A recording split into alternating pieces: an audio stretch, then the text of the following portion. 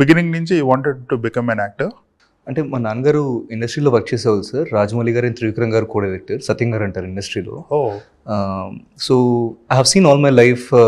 ఆయన కాల్స్లో ఇంట్లో ఆ స్కెడ్యూల్ ఆ ఆర్టిస్ట్ని తీసుకురండి. I have seen all of this patterns. Have been on sets చిన్నప్పటి నుంచి.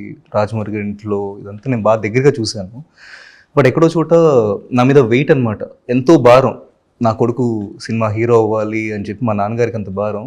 ఎక్కడో చోట నాకు తీసేసుకుని ఇంకా అనుకున్నా చేయకూడదు కూడా అని. ఎక్కడో పాయింట్లో ఆయన కోవిడ్ సెకండ్ వేవ్లో చనిపోయారు.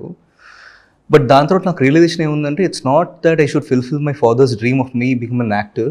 Somewhere I have my own dream right now. It's not that it's something greater అని, because my way of seeing acting is not that anymore. My way of seeing acting is just wanting to enjoy the art form. Rest at all, it's fine. But I want to enjoy the art form. So, yeah. And Mita professions, more than a professions for me, they are my hobbies. Sandy. So, I really enjoy doing them. So, that's why I'm doing. The day I don't enjoy, I'll stop. This is the one you are here for. Remaining thing is to survive. No, even this is a hobby.